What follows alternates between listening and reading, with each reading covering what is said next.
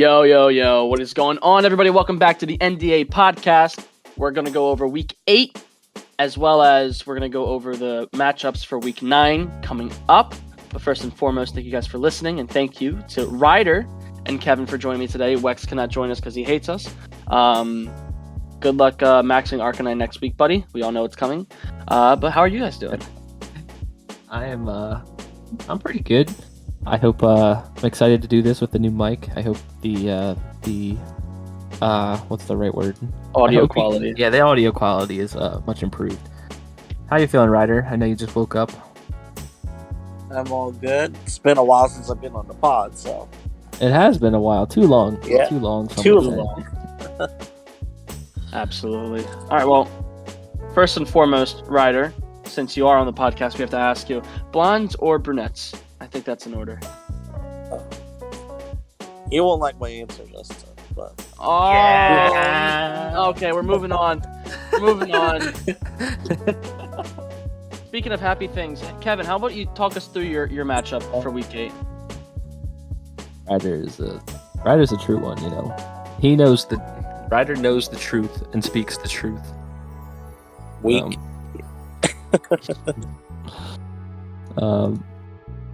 But you said happy things, Justin. Why are we transitioning into my game? Oh, well, it's happy for me.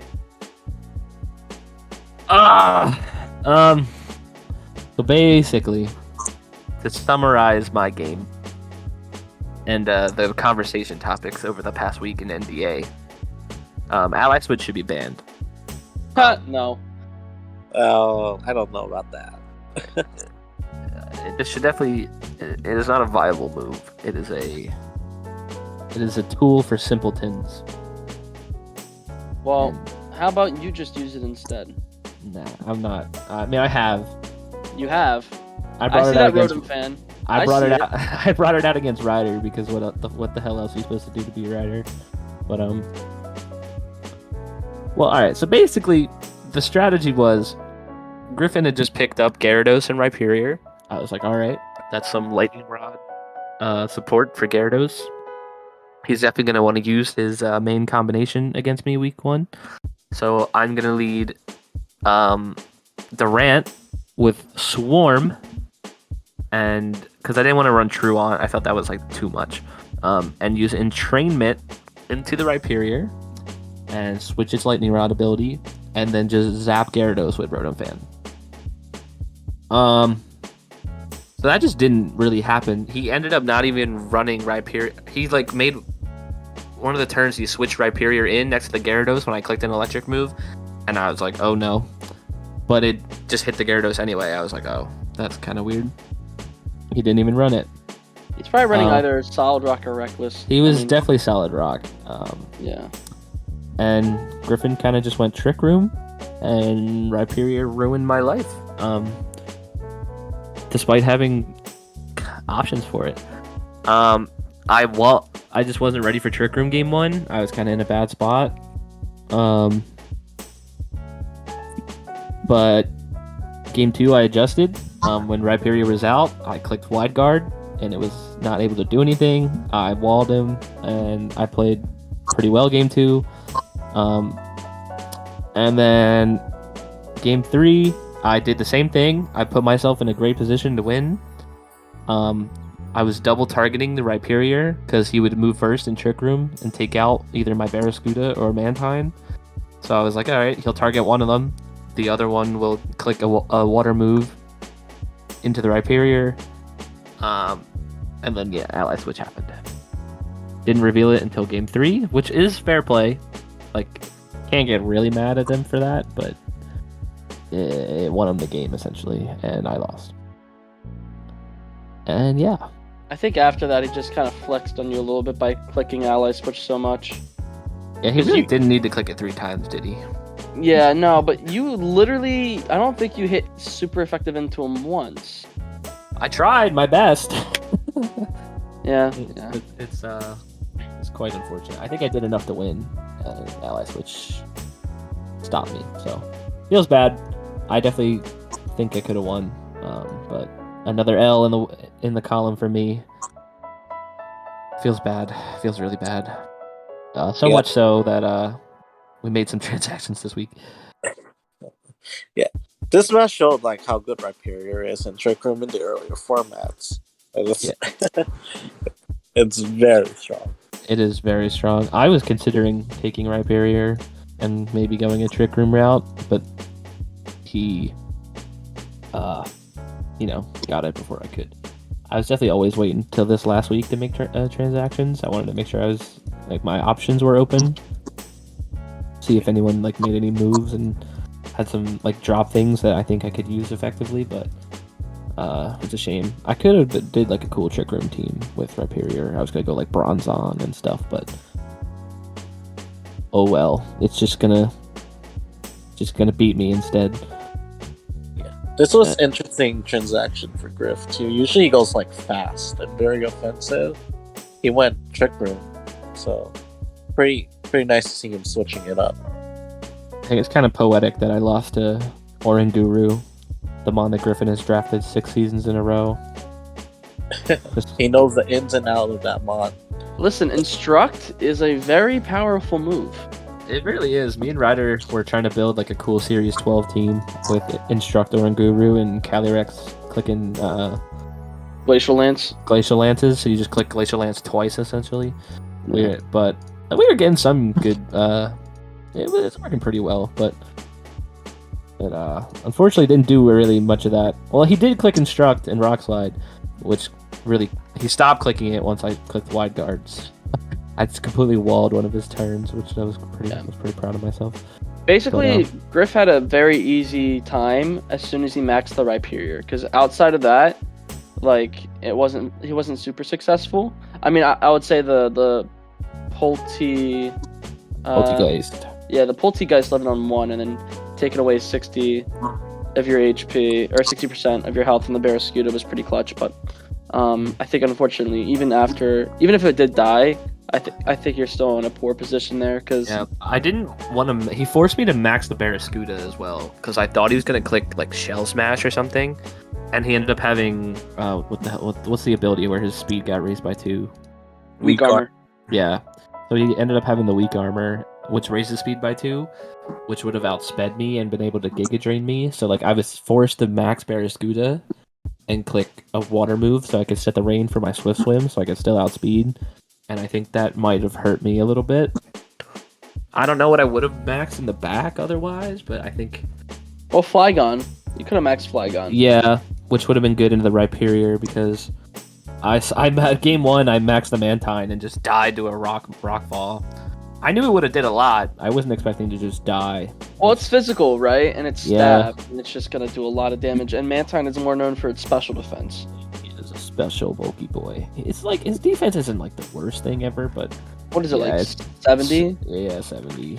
Yeah. I don't know what my exact investment was either.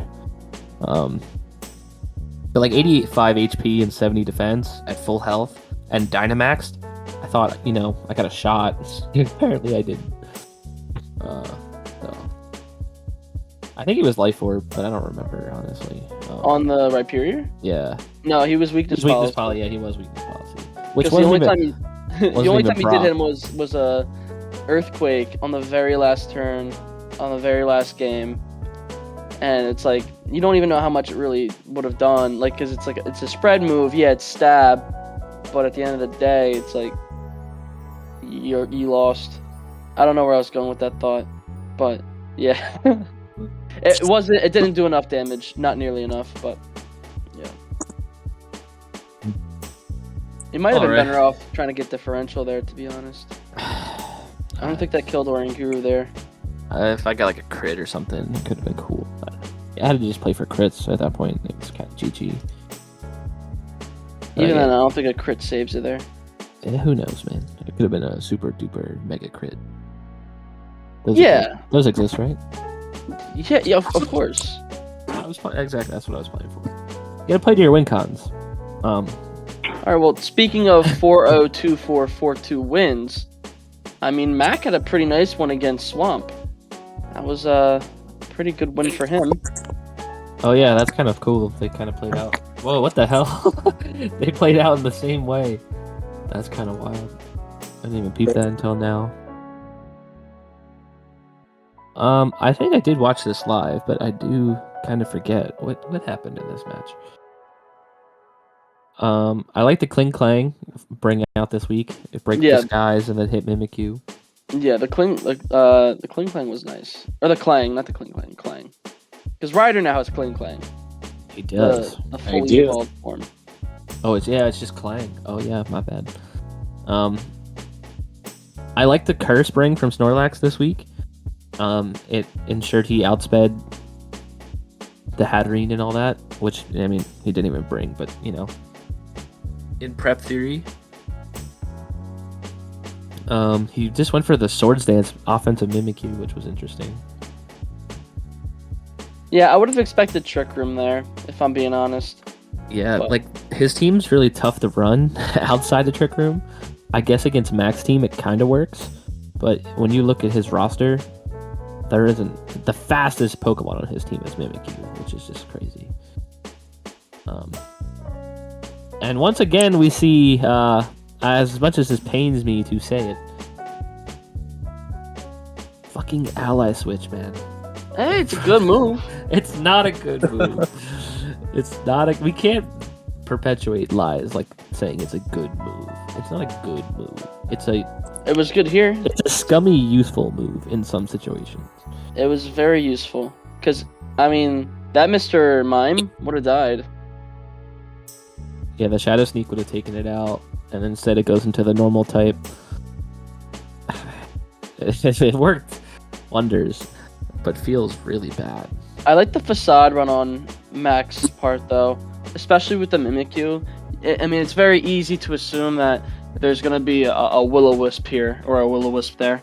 So, him being able to survive that, and use it, like, even if he were to get Will-O-Wisp and burned, and be able to use that for his advantage, outside of Max, I think that was pretty smart. I think the only questionable thing I think he did was he de-gleamed with Mr. Mime, which I thought was fine. But I think he should have doubled into the Mimikyu there. Because then the Mimikyu's gone. Game 2. Because it was Purloin, it was Mimikyu. You know you're going to do more than half with the Dazzling Gleam. And you know you're faster than it when using an attack. Now, obviously, Prankster's a thing, and maybe it has some sort of priority. But at the time, you're not too sure about that. So, by clicking D-Gleam and doubling into the Mimikyu, you mitigate any sort of big offensive threat that could happen, because it could still Swords Dance, it could still hit you pretty hard. Are you saying turn 1 when he knuckled instead of... Yeah, he knuckled Iron? into... Yeah. Gotcha, yeah. Yeah, if he went for a Big Max Steel Spike, I wonder if Steel Spike kills. It probably does. No, yeah, absolutely it does. Absolutely it does. Because I don't think this thing was Babiri Berry. I don't think it was revealed actually what it was. Was it Babiri? What was it? I don't know. It wasn't revealed. But it wasn't Babiri because Gear Grind hit into it, I'm pretty sure, and there wasn't a Babiri Berry held, if I remember correctly, in Game 3. So, I mean, that would have been, in my opinion, a better move, and you could have won 2-0 if that was the case. I mean, obviously, Pangoro is going to do a lot of damage, but you're also then faster than Pangoro, so as long as you stay outside of Trick Room, which in that scenario you would, because you'd be doubling with the Dazzling Gleam, you'd do a whole bunch of chip to Pangoro, and you'd be able to probably kill it with a Max Knuckle after that. So I think that would have been the better move to make, but he still ended up winning anyway, so it is what it is. Yeah, looking at the matchup, the Max team was definitely slower than Swamp's team, so playing outside of Trick Room benefited Swamp, I'd say. It's a little ironic considering Swamp has the most absolute all-out Trick Room squad in the league. I mean, it's a little slower now with transactions that he made that I'm looking at, but it is kind of funny. I also like to point out the play he made in Game 3 when he copycatted to reverse the Trick Room. That was actually pretty good. Mm-hmm. I mean, it's a good bring considering, like, when you don't want to... Like if he's trying to control the Trick Room speed, like play out of it, Mac's only way to like control speed at that point would be the Curse Lax and Trick Room. So yeah, that's a very good niche bring. Yeah. That's a really cool. I think that's one of my favorite like mechanics of like Gen 8 and like Dynamax and stuff. Like the copycat Trick Room prior like stuff and reversing it and setting it on your own. Like getting it up before like when it's not the last turn of the like moveset. That's actually a really cool tech that I've enjoyed this through Sword and Shield as we're coming down to the end. For sure. Yeah, and then game 3, Max secured the dub with the Clang. Was a really cool bring. I like that he saved it for game 3 as well. Those game 3s, like those little texts that people save, like Ally Switch, even though you know they do be making a difference, a big difference. And with that win, if we look at the live table, Mac has slid out of play-ins. Mac is in 6th place right now, which is pretty big. He's been playing really good these last couple weeks. Yeah, for sure. He is in spot to like finish top 6, winning out the last 2 weeks. Well, we'll go into that later, but we really hope he doesn't win out for obvious reasons. We can now move on into our next game. And Ryder, you can take us away with your match against your boy in the Denver Numals. It was a highly anticipated game, as both players were first and second in the league. How do you think it went, Ryder? I think other than the result. that was a fun match to play. It was definitely a difficult one, which made it quite fun, right? A lot of thinking. Yeah, because Ryder hasn't been challenged all season. Well, he is like top of the leaderboard, right? 2nd seed, so he's been playing really well, and I had to match that, right? And it was a tough matchup. It was another week of Max Grimmsnarl, which isn't fun to play against. Like a good fairy type does not really help me. So it was a tough one. Game 1 was quite unfortunate on my end. Yeah. The Roserade crit. That was big, dude. That was probably the biggest crit. That was the biggest crit of the season. That's a big crit. Because that lost me that game, because Bisharp would have lived a -4 Leaf Storm. Oh yeah. And got a KO, but had to get crit, sadly. Refresh my memory real quick. Salak Berry, is that like a pinch speed berry? Yep, it was a pinch speed berry. What was the thought process behind that on Bisharp? Well, I was 30 Bisharp, so I was hoping that I would get like attacked, like get sturdy proc or get low enough to where I get Salak Berry and I outspeed this whole team with Bisharp. You were what? I was not gonna outspeed anything naturally with Bisharp. So I was like, okay, my only way to get like Bisharp to outspeed thing is with a Salak Berry, because I didn't have any airstreams or max strikes. So I was like, okay, I had no speed control really, so I had to rely on a berry for Bisharp to outspeed things. And Ally Switch. Ally Switch? Yeah, going into the Ally Switch was mainly there for the Bisharp, to protect the Bisharp. But it did not turn out that way. It ended up protecting Polt way more than Bisharp, which was the funny thing. You said you were what on Bisharp? Sturdy. Does it get sturdy? No, it gets Defiant, Inner Focus, and Pressure. Really? I thought I got sturdy. Ryder. Wait. Oh boy. That's what I was gonna say. I don't think "Aw." it gets sturdy. What did you think you were running? Wait, was it not sturdy? It doesn't get sturdy. I thought I had sturdy on it. I guess it went to the default then. Well, sturdy isn't an ability it gets. It gets defiant, inner focus, and pressure. Oh darn! I guess it went default into defiant then, because I for sure thought I had sturdy on it. Oh wow! I am flabbergasted. Oh my god! Oh no! A rider prep error? That never happens, ever. Ryder just exposed himself. Now that just makes all of us who are below him look really bad. Yeah. Trust us, Ryder is a demon when he wants to be. He wasn't trying, guys.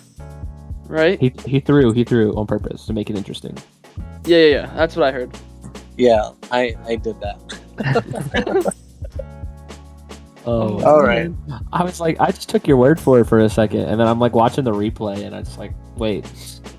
I hovered over Bisharp. It doesn't get sturdy. Yeah. That's funny. Yeah. I guess I does not get that. Okay. That's funny, man. That's really Well, funny. I will say this about your boy. He's been playing really good this season. I mean, bringing the Grimmsnarl and setting up that Misty Terrain to avoid having the Marvel scale Melodic be as big of an issue as it could have been. It was pretty smart game 1. Game 2 it didn't work out, but obviously game 3 he was able to pull out the dub. I mean, technically, game 1 it really didn't. I mean, it worked, but he would have lost if he didn't get that crit. Hey man, listen, it happens. Sometimes you get lucky. That's just the game we play. Yeah. Sometimes, I mean, listen, would you rather rely on a crit to happen or, get a 50-50 chance? I mean, these are the things we have to contemplate here. Like, ally switch is a 50-50 chance, apparently, so. Is a 50-50 AIDS coin flip.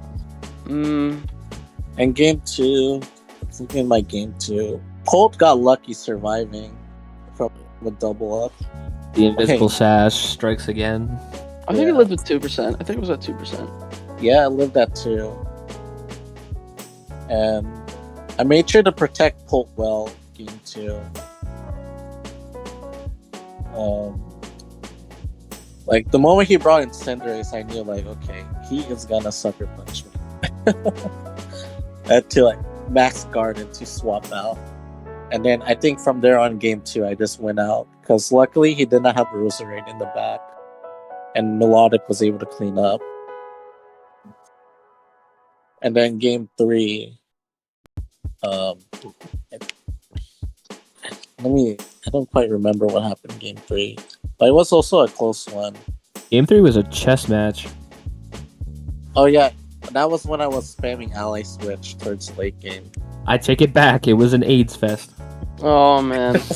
Of course. He went with Max Blastoise this game, which was actually really good against what I brought. I was debating on bringing Slurpuff into a game 4, but didn't opt for it because I needed a way to get rid of the 2 fairies, so I had to bring Bisharp. Yeah. I mean... Roserade just one shot with a Leaf Storm. And he crit. I built more physically this week because I was more afraid of like the Grimmsnarl and the Cinderace. I figured I would be able to deal with Roserade with the Dragapult. I can like one shot and stuff, but yeah. But game 3, I feel like your boy did a good play of making sure he doesn't proc my Salak Berry because he already frisked it. So he went into a hailstorm into a geyser into my Bisharp to make sure it doesn't proc it. Make sure the damage didn't do enough to proc my Salak to outspeed things.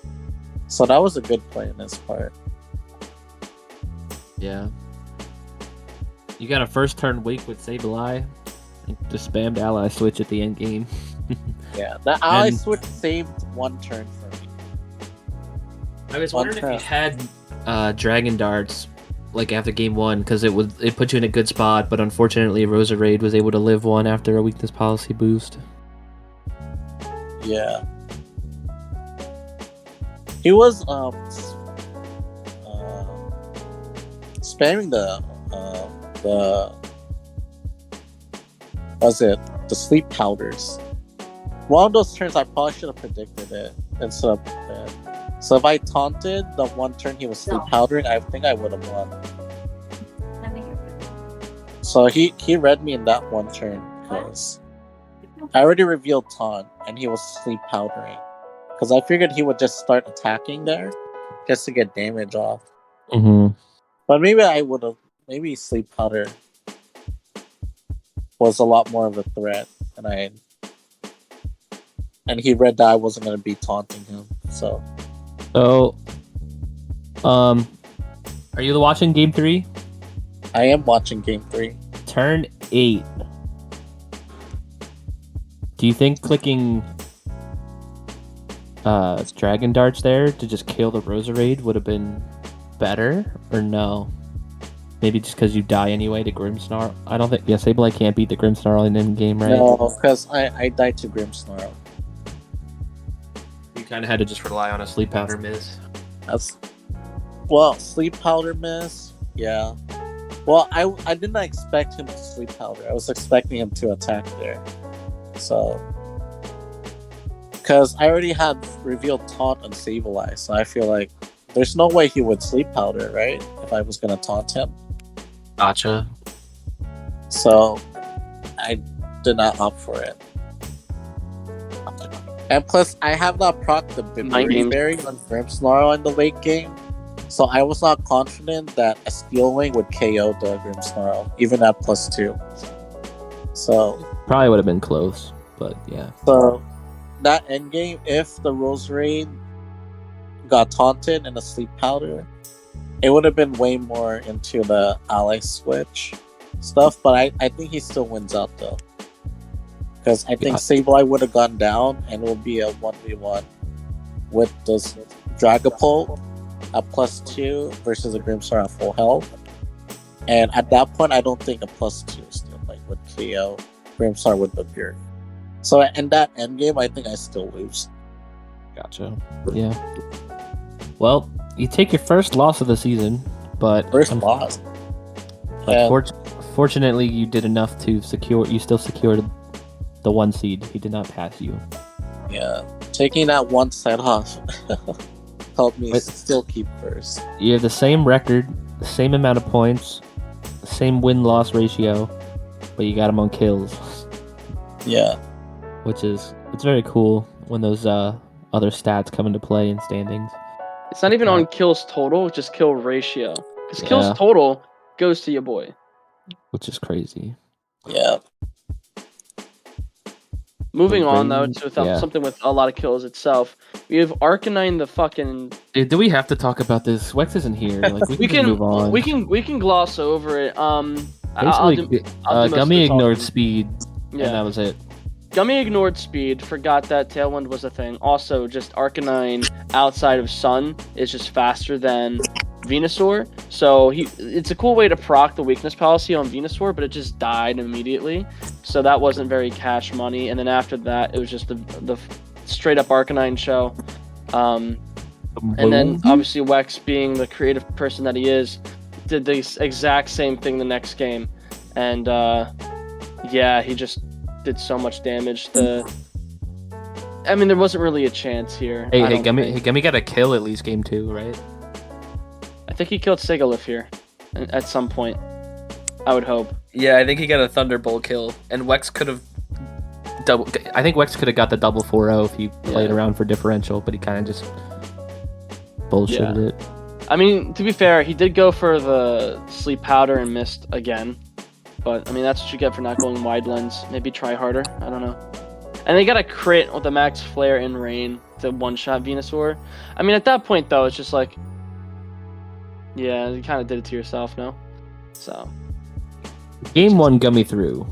Game 2, Gummy had his typical misfortunate plays.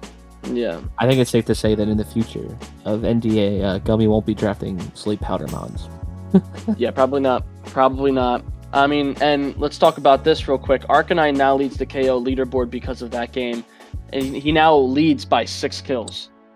It's actually kind of stupid. 30 kills. It's definitely broken every kill record ever set an NDA before. I don't think anyone's ever hit 30 kills, and we still have 2 weeks left. I know. Which is nutty. Guys, if you're listening to this, make sure you prep around this Arcanine. I mean, yeah, Lapras is a big issue, but that thing only has 10 kills. That's it. I mean, Arcanine's the big threat here, so do what you gotta do. Do what you gotta do to mitigate Arcanine, and you'll probably be okay. But, yeah. Just interesting. Interesting to see that. But, I mean, that's really all there is to it for that game. So we can probably just move on to my game, if you'd like. Would you like? You bring us in. Honestly, I would like to do that.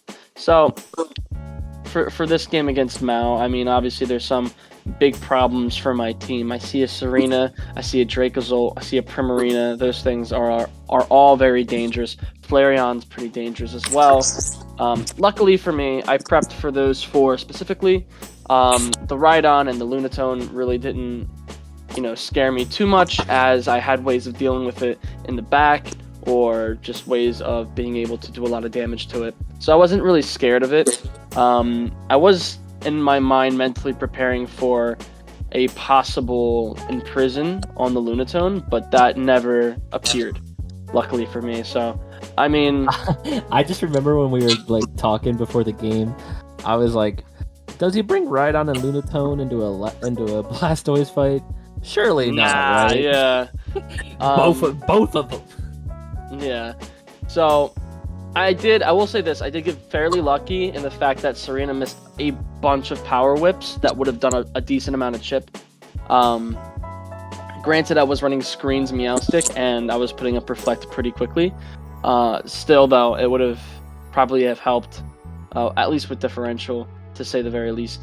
But yeah, I mean, I was just able to hit D-Gleam. I think in total I hit it almost 10 times with Aromatisse. So it was just sitting there, nothing really happening to it, and it was just allowed to sit there. So that was, for me, that was really cool. But at the same time, I was hoping that Meowstic or Aromatisse would die fairly early and just be like the sacrificial lamb, so that I can bring in my Trick Room sweepers, either a Delmise or an Arctozolt based on the matchup. Usually ended up being Delmise for the damage.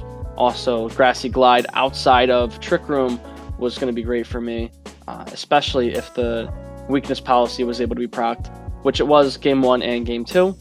And yeah, I mean, I just had pretty fortunate turns. Yeah, I was pretty happy with my performance, because it could have been worse. But yeah.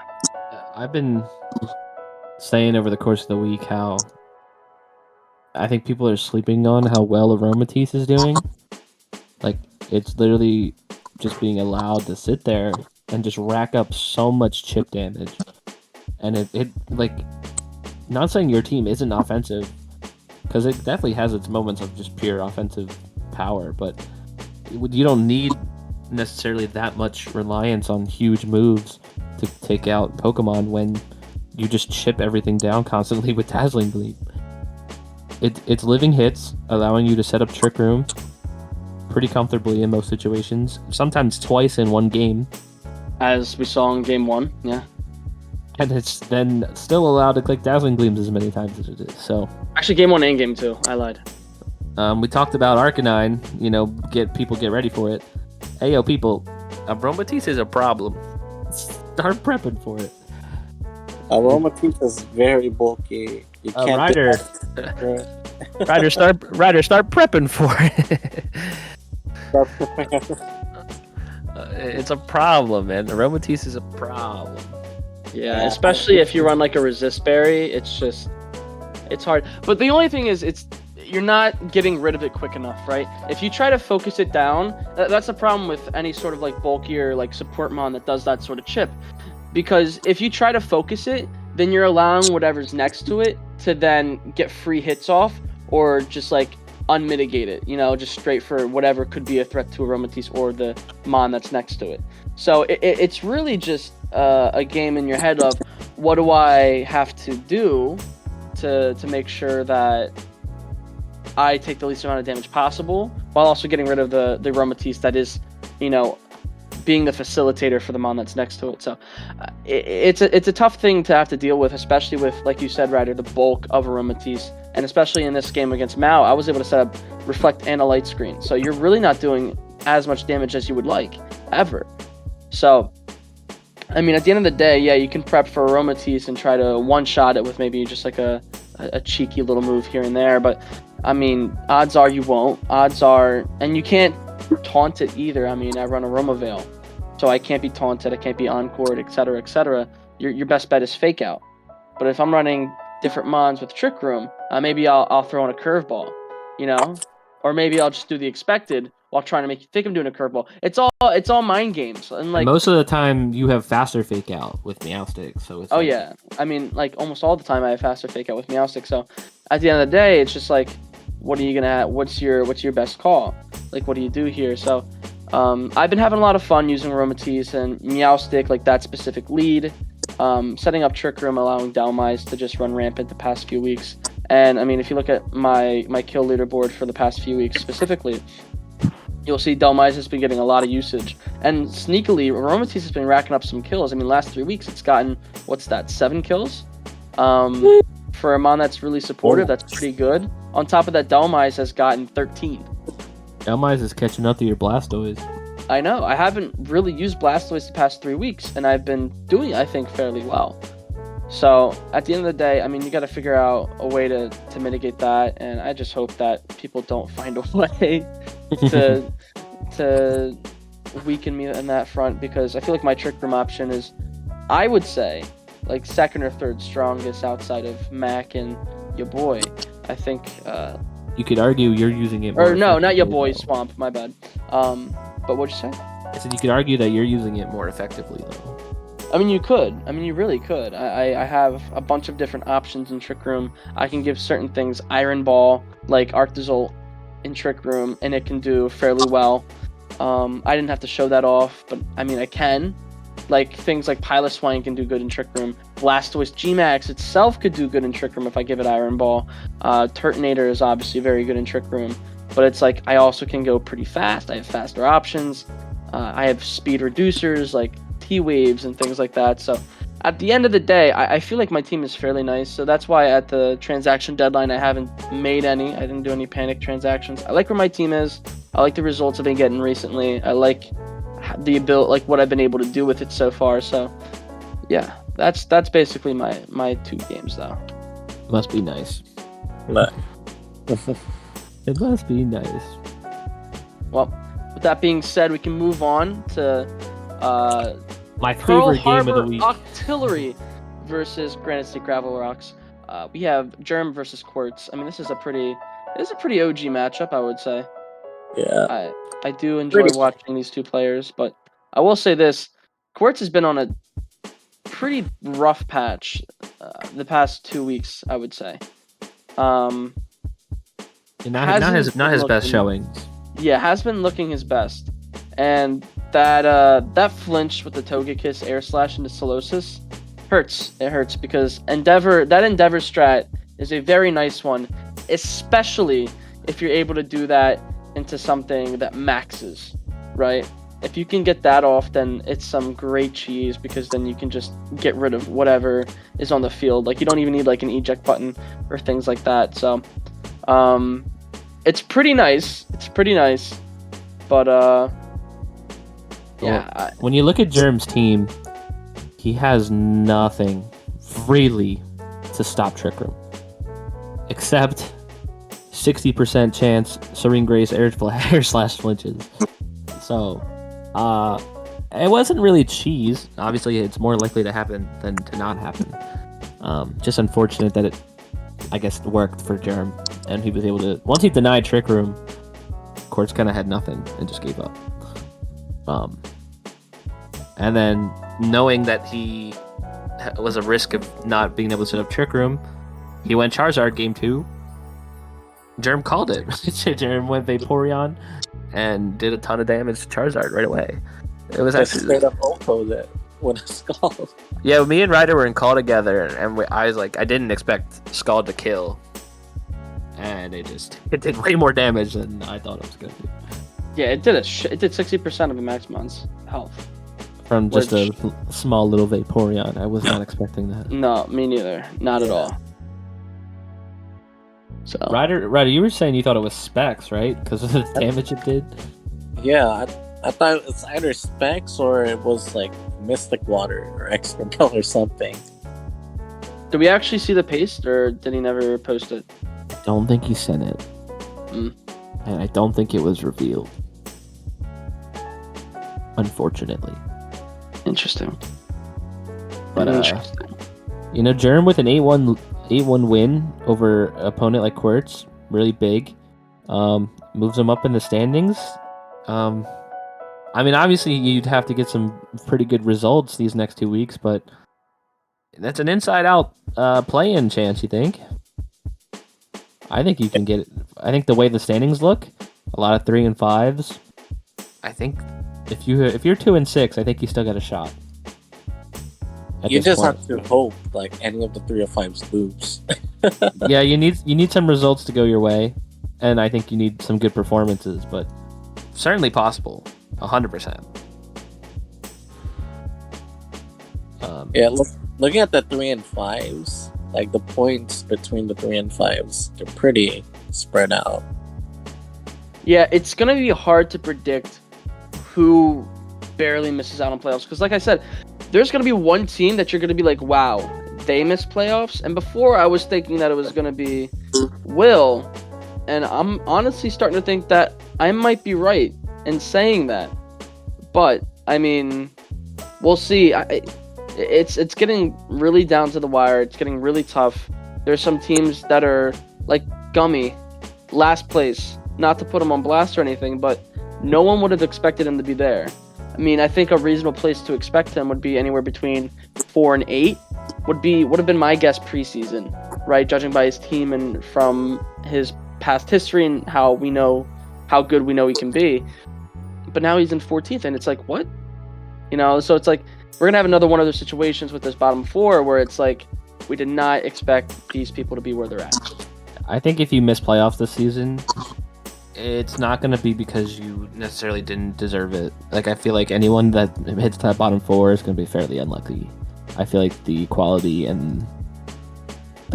everyone has gone up, and people have played really good games. And to be in the bottom 4 is tough because you didn't. I don't think anyone certainly deserves it. It's rough. Yeah, especially with some of the coaches, especially some at the top, including like myself. Any given week, anybody can win, right? So you can look in form, you can look out of form, you can look really good against a certain matchup or like make a good call, and then it ends up you winning like 2-0 or whatever. Or you can look like you struggle. You could look like maybe you don't belong where you're at. Like, that could obviously be a thing. Like, for example, let's take Quartz for example. He starts off the season, he's doing really well. Like, he beats me 2-0, right? Someone who usually vies for either a deep playoff push or a chance at the title. He beats me 2-0. And then he beats Will, someone that we, before the season started, regarded as one of the better coaches in the league. Definitely top half, right? And then obviously he loses to Kevin, but that's not saying anything bad. But then he beats Gummy. He's starting off 3-1. And just recently he's been having a bit of a downward trend, but doesn't mean he can't like pick back up. But I'm saying anybody can be on, anybody can be off. So like you were saying, Kevin, the competitiveness of the league, it's definitely higher this year or this season, and it's going to be interesting to see how it all shakes out in the end. But that being said, we do have one more game to touch on. We do have Will versus Riolu. They got it in pretty late last night, but it got in regardless, and we got a Riolu 2-0 win here, fellas. How we feeling about it? That was a like very unfortunate game. Will has been plagued by RNG, I feel like, many times. It's the Gummy effect. I think none were worse than what happened in game 1. The 10% Ice Beam freeze to essentially stall his Dynamax was really bad. Like, he did wake up and get off a move on his turn 3, but like 2 turns of Trick Room, like stalled Trick Room, stalled Max, it was big. Yeah. It Yeah, it was- was pretty funny. Yeah. It hurt to see. That man. From outside looking in, I can see the comedic value, but the pain that I know Will felt, it feels bad, man. It's a shame because Duskull I think put in work. Duskull did pretty good, and it would have supported the Obstagoon pretty well here. Yeah, the Skitter Smack was a very, very nice bring to try and mitigate any sort of NDD, spam of the expanding force. I thought that was going to be pretty great. But, nope, freeze. Freeze happened. So. It feels bad. I don't even know where to. That just kind of changed the entire match. He still made it close. Mudsdale put in It's some a close work. 4 line, so he was able to bring it back with some differential. So. It's just, I don't know. I think Ndidi staying alive helped. I think if he targeted the Frostlass, if he targeted the Ndidi over the Frostlass and got rid of Follow Me, he would have been able to utilize Trick Room a little bit better after thawing. Because Follow Me kind of helped the Hawlucha the one turn to stall Trick Room. And then Dynamax Hawlucha did enough damage to put him in a good spot to win. And Kingler in the back really helped game 1 for sure. 100%. Yeah, now he has G-Max Kingler, so we'll see how he uses that. That's going to be G-Max pretty... Kingler is really cool. I like. That's going to be pretty fun. I kind of underused G-Max Mon, but the speed control with that is pretty massive. Dropping speeds -2 is really a really cool bring. Kingler is pretty fast too. He has a pretty decent speed. Now, the only thing I would say to Will that I'm not sure if he had it or not, but I would have said go for the Rock Slide. Because if you're able to one-shot the Frostlass with the Rock Slide, then you would have been able to do enough damage to the Hawlucha so that the body press would actually kill. I think that might have been the better play there to run that risk. I don't think he had it, unfortunately.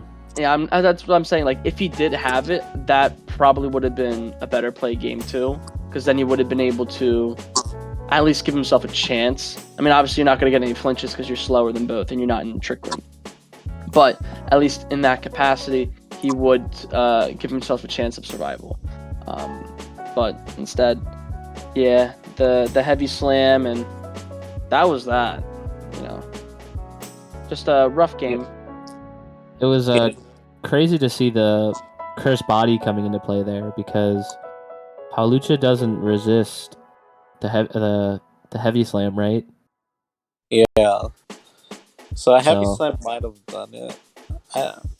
I don't know, because it was at a +4 body press versus a heavy slam. Oh, I think it would have been at that point, if it didn't get the Cursed Body, it would have been what was it? Well, it's... Well, the defensive buffs don't contribute. Yeah, they help the body press. Well, Hawlucha would have been at -1 at that point, because he wouldn't have clicked close combat. It would have clicked acrobatics, which I completely understand why Riola would want to do that. You want to get chip off, and then you want to go for your more damaging move in close combat, because you don't want to drop your defense so low that you might get one shot by a move. But by having that Cursed Body happen, it would have been... I mean, obviously it's very, very heavy, the horse.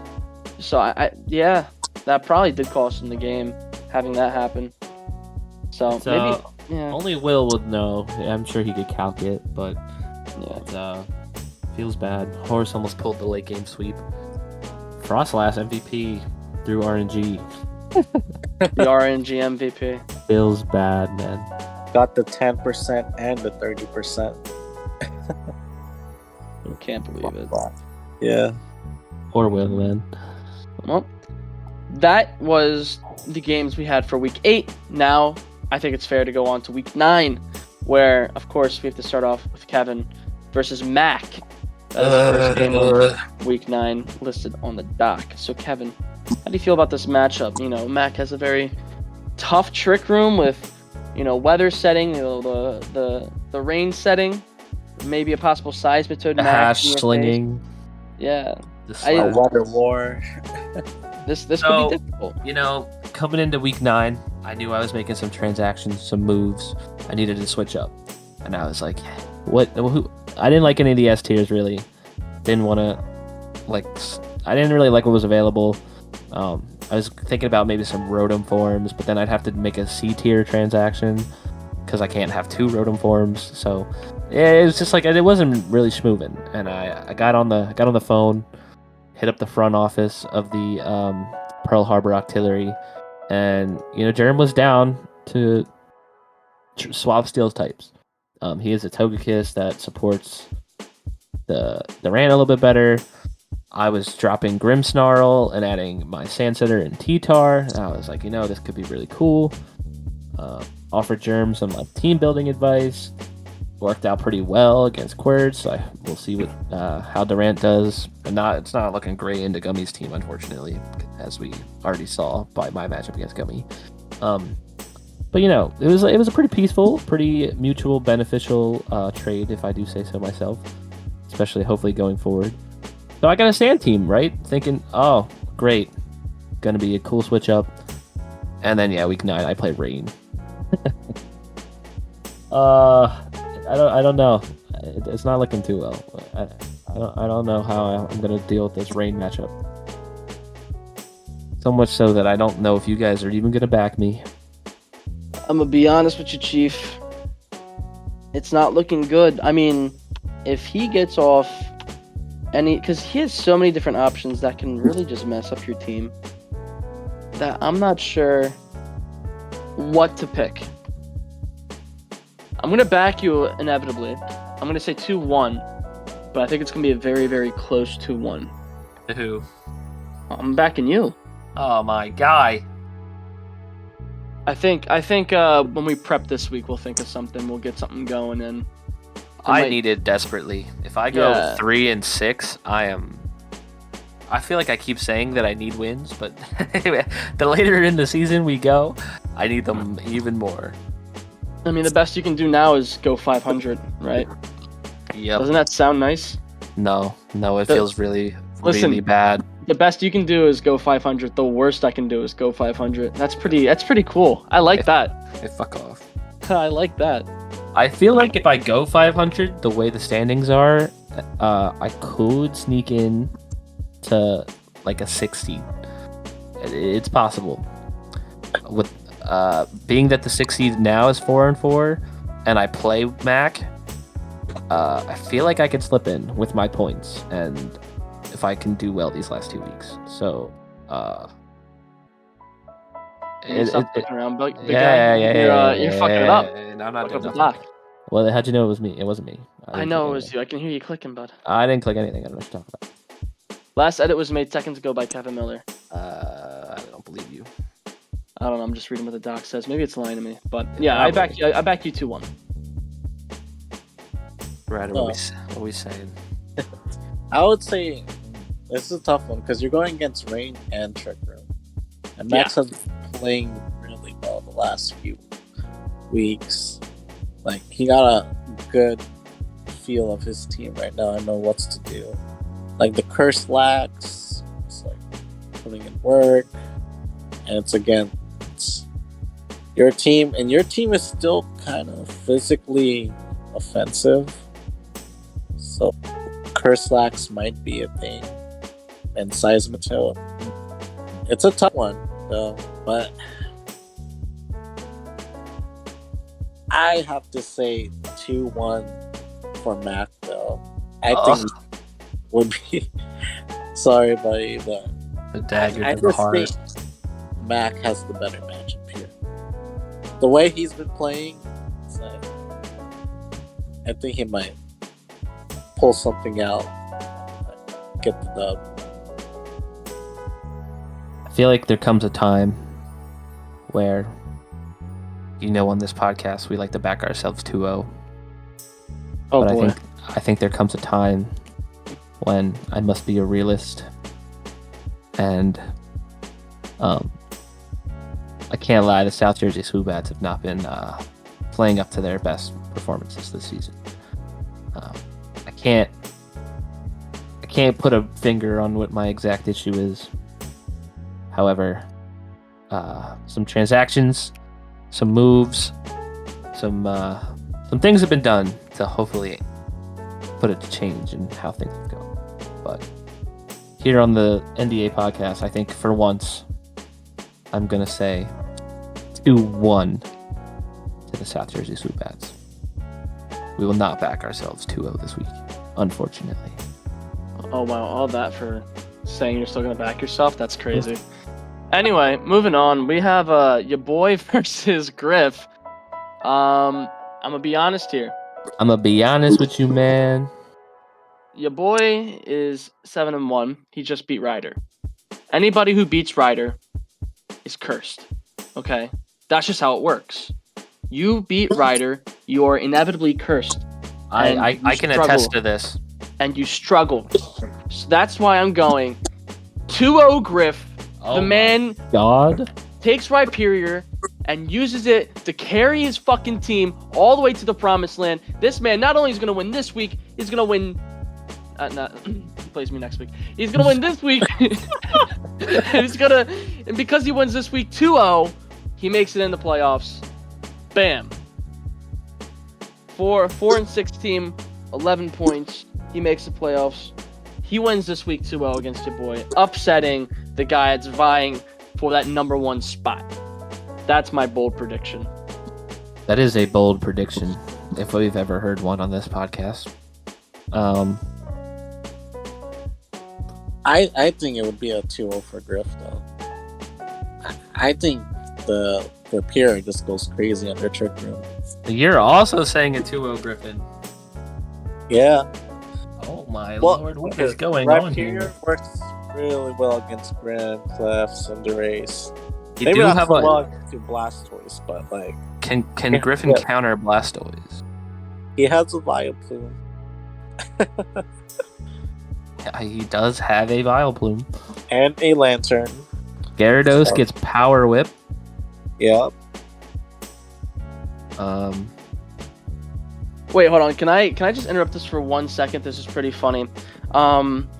It kind of a bit sad, but it is also a bit funny. So this morning, my girlfriend, her ex-girlfriend broke up with me, and I texted my friend Brandon. I was like, RIP's in chat for Justin. Yeah, guys. big F's, but I'm okay. I'm doing okay. But I texted my friend Brandon. I was like, Brandon, let's go hit the gym today. He was like, sure. What you trying to do at the gym? And then I responded, forget about her. God damn it. I feel like you could see that if you get like that like TikTok music and like you like make it all like special and stuff in like a video editor. I'm not gonna do that because I don't care that much. But if I were to, 100,000 likes easy. Let's you could go back to your viral TikTok making days. I could. That'd be pretty. But let's cool. just put it in some perspective. Had it reached a month yet?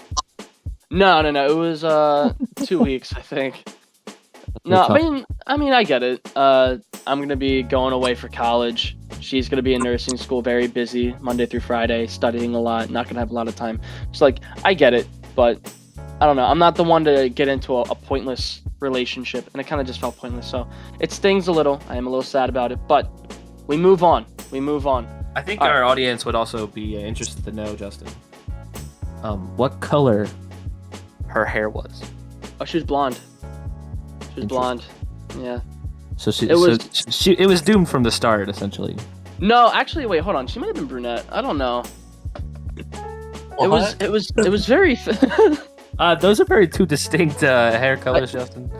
Are we saying a mix of the two? I think I don't know. I think it was brunette. Yeah, actually, interesting. No, it was brunette. I'm sorry. Interesting. Yeah. Listen, if I'm being honest, I almost called her a couple of different names. Not like bad names, but like different names of girls that I've been with. So it was doomed from the get-go. Anyways, let's move back to Pokemon. That's what I care about more. What were we talking about? Power Whip. Right. Go. Continue. I'm just trying to make a case for your boy. He did That's sneakily. He did what? What? He sneakily what? Your boy did sneakily add a Heliolisk and a Roserade to his team, so he's got options for Gyarados and Rhyperior now. I'm gonna back your boy. I feel like he's gonna. I think he's gonna 2-0 Griffin. And that's the way the news goes. And that's the way. I think Heliolisk gets grass cover. It gets grass knot. Yeah, it does. Yeah, he could stop Trick Room. I think a little better than I can. So yeah, we're gonna go. Your boy 2-0. Like this man was doing calcs mid game against Ryder. Like he's built different. So straying away from the pack here. You guys are back in Griffin, but what I think Wex sent us his predictions. What I'm interested to see what Wex. Oh yeah, let's see what Wex said, because he did put it in the. He said, "Oh no, 2-0. He said 2-0. Your boy." Okay, he said 2-1 you as well. So me and him. Did I back you 2-0 or did I say 2-1? I said 2-1, right? We both said 2-1 me. Yeah. So yeah. 2-1. Ryder's the only snake in the grass.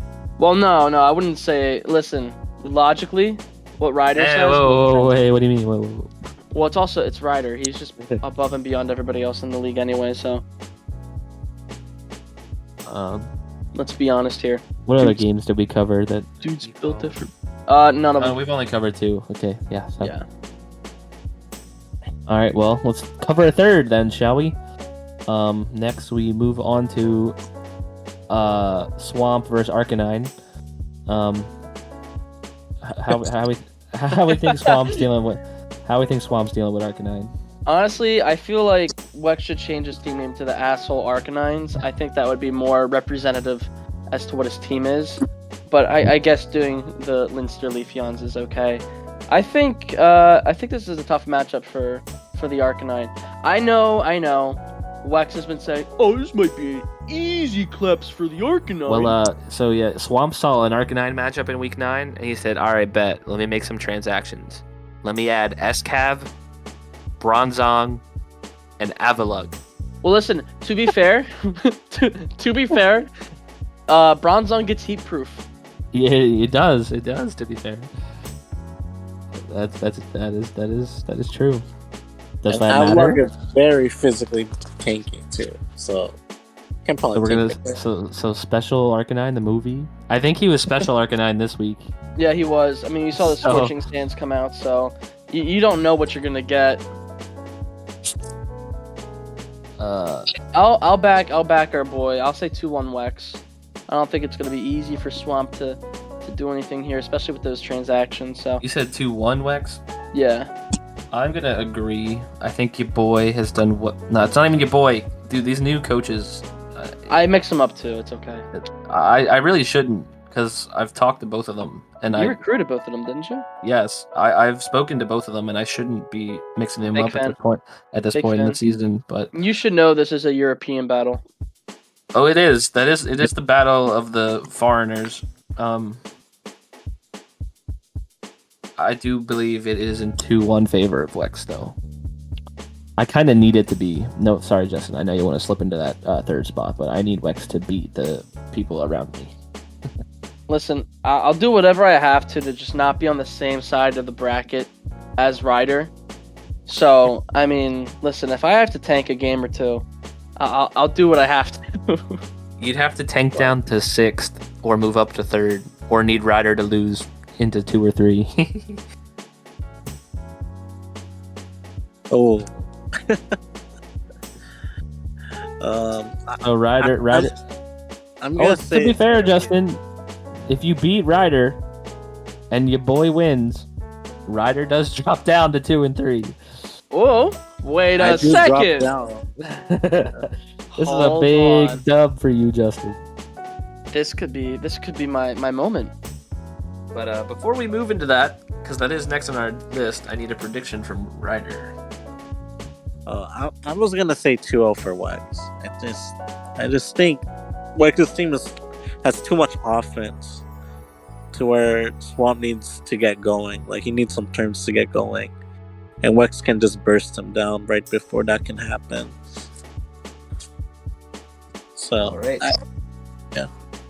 I would say our game of the week, with the one right under it. We have Justin versus Ryder next. What are you saying, boys? All right, I'm saying. Or should I talk about it? I'm gonna talk about it. I'm gonna say 2-0 Ryder. I think I'm screwed. Ryder? I think I'm screwed. Ain't no way I'm winning one and then winning my predictions. So I mean, I just gotta cover my bases here and be safe. I gotta play it safe. I gotta say I lose in the predictions, and then if I win, it's okay, right? I feel that. But yeah, I'll say 2-0 Ryder. I just think his team, I mean, and just the builds that he does are just built different. So it's gonna be really hard unless I have some absolute cheese, like if I run a Max Doug trio or something stupid. Like I don't know. I gotta still build. I gotta still figure out what I'm doing. But as of right now, I don't know. I mean, on paper, maybe Blastoise has a good matchup. It might be time to rekindle the fire that I had with the Blastoise, but we'll see. We'll see what happens. I'm gonna say 2-0 Ryder though. Cover my bases. Ryder, what we saying? I feel like this will be so it's gonna be a fun one. I'm gonna say 2-1 for you, Justin. Though. Oh my god! Oh, dude! Oh, that's so nice of you. You have faith in me. It's just the battle between the two Prankstermons and the two Pikachu clones. It really is. And hold on, I think mine is one, or yours is one base speed faster than mine, so that might come into being a problem. Fake outs right there, but your Yeah. prank a lot faster than my prankster too, so it's Yeah, that is true. So we'll see if that matters. Obviously, can't fake out into the Sableye because it's a ghost type. So we'll see what happens. yeah, we'll see. I would say It'll be Ryder fun. definitely has like the speed, like the faster mons, big threats here. But Justin in Trick Room could be much dangerous. So we'll see what both prepare to deal with speed. Ryder's got some new transactions to work with. Got an Alolan Ninetales. He got rid of the Bisharp. He's got a Kling Klang to make up for that Seal type that was dropped from your boy. And also he has a Type Null that was dropped from someone. I forget who had it. Up the heat one. And for Type Null, I'm not sure before, or it wasn't even drafted. Someone had it. I just forget who had it. If I actually go to the top of the... it was... Quartz had it, so... Yeah. But, where do I go on this one? What did Wex say? Let's take the pressure off me real quick. What did Wex say? Wex said 2-1 Ryder. Boo! And to think I backed this man. Jeez. I mean, you didn't even back yourself. So... All right, hold on. It happens. It happens. I'm gonna go for Chaos, and I'm gonna say 2-1 Justin. Oh, that's what we've been waiting for. Oh, I can't wait to this point. Okay, what? I think you can do a little more in Trick Room, obviously, and I think you got maybe some tricks up your sleeve to do stuff out of Trick Room as well. And I think your matchups in certain situations are a little better. Only slightly. So I'm going to go Justin 2-1. But obviously, I could be dead wrong and it could go either way. This is not an easy one to call. I'm basing this off very little logic, I feel like, because it's kind of hard to call. So take my prediction with a grain of salt, but I will back Justin. I appreciate that. Yeah, I mean, it's gonna be a good one. I'm looking forward to it. Ryder, while you're here, do you want to just schedule this bad boy while we're here? When can we expect the co-main event? Want to go on Thursday? Thursday. Let me check my work schedule. Hold on. Because I do work Tuesday, Wednesday, Thursday. And as long as it's not super late on Thursday, I'm okay with that. So yeah, I work 8 a.m. to 3 p.m. So absolutely, let's do this Thursday. I'm down. Thursday night, we shall expect our co-main event to. It's like Thursday night football. Exactly. Well, yeah, I think definitely going to be one to watch out for, and so is the next game here. We have Germ coming off a huge win, and Gummy both battling to not be eliminated. The loser is 100% not making playoffs, or play-ins rather. Winner still has a chance. Yeah, this is battling for who is going to not be mathematically eliminated from the playoffs first. That's what this is.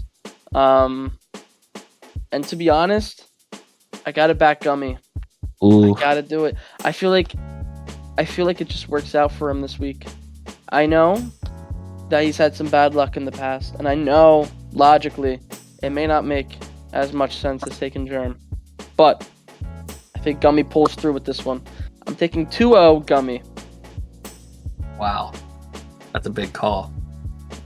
Speaking of big calls, we should look what Wex put. He said 2-0 Ninjask. He didn't even say Germ. Ninjask Nation, baby. Ninjask Nation is unfortunately dead. Yeah. Because someone squished the bug. Germ dropped it for coughing. And I do want to bring up the coughing here because it is very big this week. Shutting off sun potentially and shutting off chlorophyll could be pretty big. I think that opens up Togekiss a bit. I think a Dynamax Togekiss could be pretty big. I mean, he can threaten it, but Togekiss is a bulky boy. And I think with the Durant, Gummy's going to want to go for Sun shenanigans, which opens up Togekiss. I don't know how much he relies on Jolteon and Mamoswine, because Durant does pretty well in both of them. Germ has 2 forms of weather himself in Vulpix and Hippowdon, so we'll see if both of them come maybe to deal with Sun, or if he does go with just the coughing to shut them off. It's gonna be very interesting this week, and I feel like I gotta support Durant. He is a long-term South Jersey Swoobat. Not anymore, though. I mean, you traded him. I did trade him, but it was for the best of the club. He left in good. He didn't leave on bad terms. It was a graceful, mutual departure. Hey, listen, it was always your fault. You put hustle on that thing. Hustle do be hitting. It just I couldn't get it to hit well enough. But it also do be missing. It do be missing, especially against Ryder, unfortunately. But I'm gonna go 2-1 Germ. I'm gonna say 2-1 Germ as well. I think Max Togekiss can go crazy. Just pop a scope lens onto it or a weakness policy. I think he can go crazy. This matchup. I think Crit Kiss could go crazy.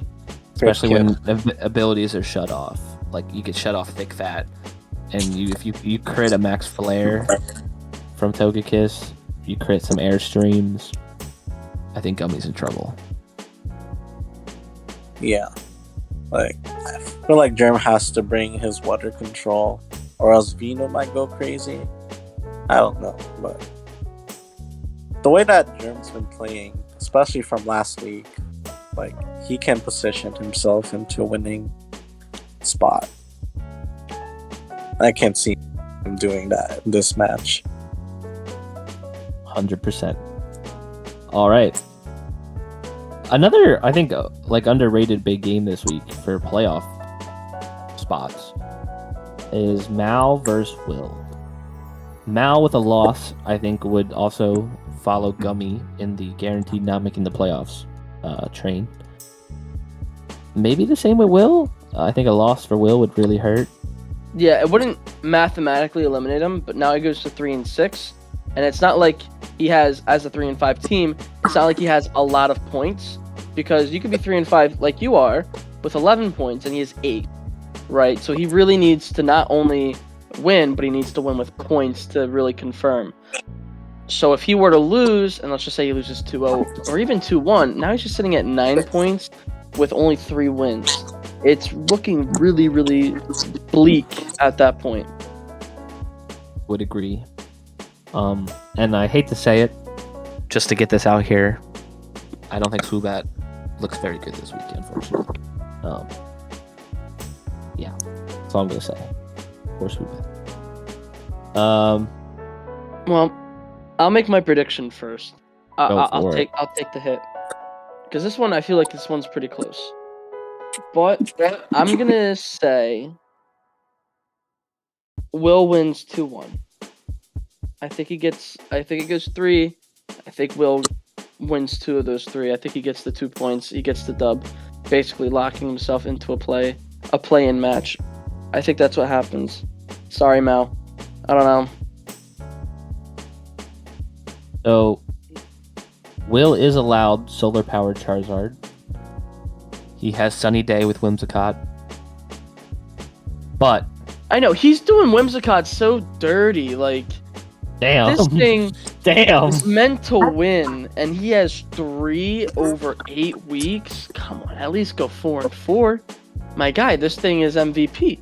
At least trade it to me so that I could have it. Like, how cool would that be if you traded that to me and then I used it to win the rest of the league? I mean, that would be awesome. I think you should get on great. You might want to contact the front office of the Boston Red Soul Rocks. I might have to, just like see if the Meowstic Whimsicott switch is viable for him. Honestly, I'm doing that right now. Fuck it. I'm gonna see if I could. It's unlikely. It's unlikely, but you know, well, I mean, it's worth a try. I could send him some feed pics. Maybe that'll sway his. He is online right now. He could probably answer during. Hold on. We might get live confirm or deny from Will. But does Charizard look good here though? That is the question. I think so. I think Char can look good here. Especially I think in Sun it does well. Yeah. I said, yo, Meowstic for Whimsicott, please. And he said, yo, no. That's unfortunate. Bro, you gotta call him out on him. Tell him he hasn't been doing it justice.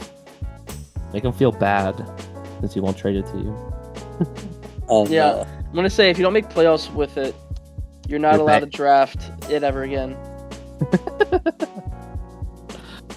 Oh, man. Yeah, but I think Will do well in this matchup against Mal, because Max Grass and then Max Ground covers Prim and Dracozolt. Charizard do be getting Solar Beam and Scorching Sands. Yeah, Solar Power and Life Orb could do a lot of damage, but he might even opt for a super effective berry if he wants to live a turn or something. Yeah, I think setting up Sun deals with Prim and having like ground coverage on like maybe Wakanberry Charizard to deal with Dracozolt and setting up Sun to deal with Primarina, I think it puts it in a really good spot. Yeah. Yeah. I mean, the Prim is still going to hit hard, though. I think if he can deal with Flareon as well. Oh, I'm looking at fucking Quartz's team. I was about to say Ferrothorn looks really good here because I see a Charizard, but you know, ignore me, please. I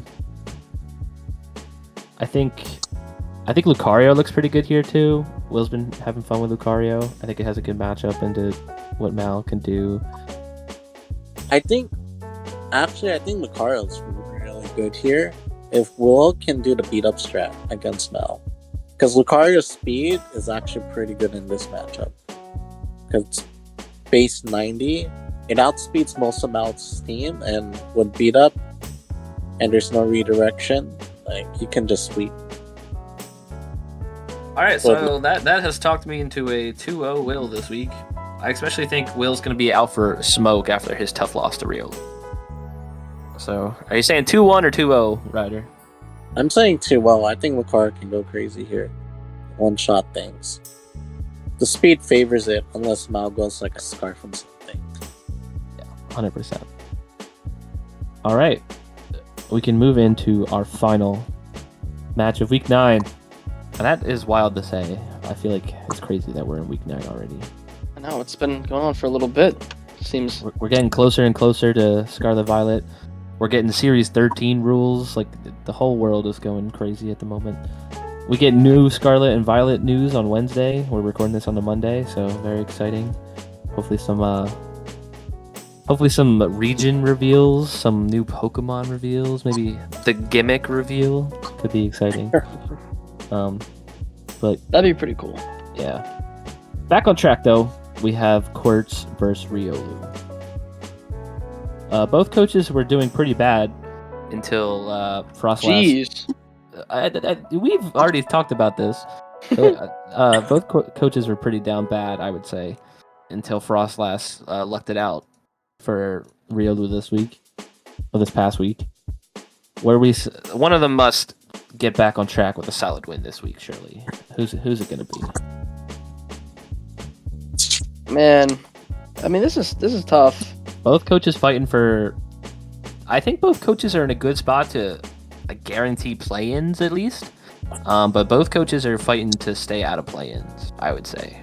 Yeah, I mean, you have Riolu who's sitting at 7 with 4.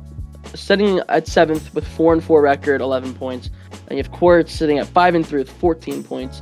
So both of these coaches really could use another win to just solidify the fact that they wouldn't have to play an extra game, ensuring that they'd at least see a quarterfinal matchup.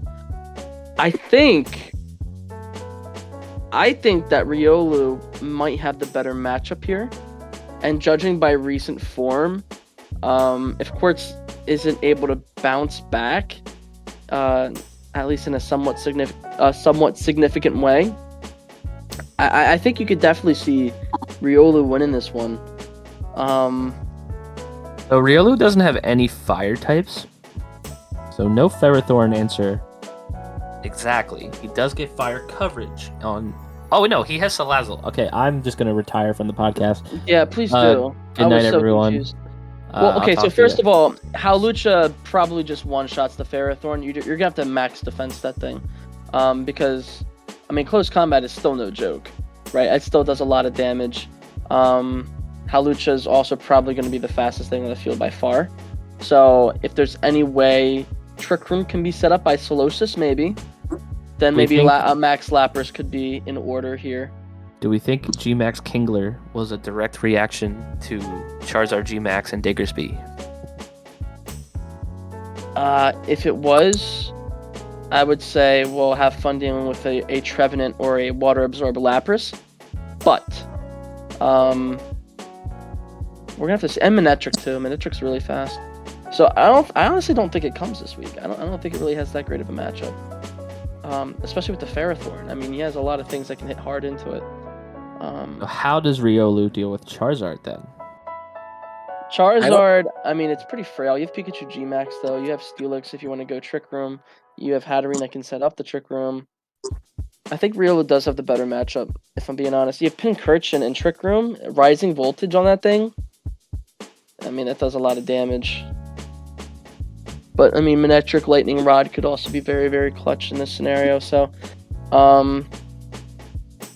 I think a quick attack from Huge Power Diggersby might just kill Pikachu. Maybe. I definitely do at least 50% if it's G-Max. Well, then it's not quick attack. But I'm saying raw stab, huge power, quick attack. One shots Pikachu. Thoughts? Probably not. I bet I you don't does. know. Out of max Pikachu, yeah. Oh, G-Max? Out of max, yeah. Yeah, if it's G-Max, it'll still do a lot, but you know. I don't But think out of max, you probably shouldn't. If you see that, you're probably not maxing Pikachu. You're probably either protecting or switching out. I think Umbreon looks really good here, other than Hawlucha. I think Hawlucha has to come for the Umbreon alone. I'll make the first prediction here. I'm going to say 2-1 Riolu. I think that's probably how it works. I think I'm going to back the 2-1 Quartz. I think Quartz has a little too much of offensive pressure for Riolu. Yeah, I'm gonna say 2-0 for Quartz because I can see Charizard doing a lot of chip against Riolu. Like the wildfire is gonna be too much damage for a Riolu to handle. I feel. I think if Riolu can control speed if Quartz can control speed and positioning based on leads and whatnot, I think he wins. So, yeah, 2-1 Quartz. What do X say to wrap up the recording? He also says 2-1 Quartz. So, Justin, you're dumb. Well, we'll see. We'll see. We will see. I could regret. I think either way, this is going to be a very good match, a very close match, and hopefully, Quartz can bounce back and be the inform that we know him to be, and hopefully Riolu gives him a great run for his money and maybe steals his money. Maybe. Ooh. We'll see. We'll see what happens. We'll see what happens there. But either way, there's a lot of good matchups this week. A lot of good stuff going on. We're getting down to the nitty-gritty here. Last 2 weeks of the season. This is a make or break for a lot of people. So every single one of these matches has some playoff implication or some meaning. None of it is throwaway games ever.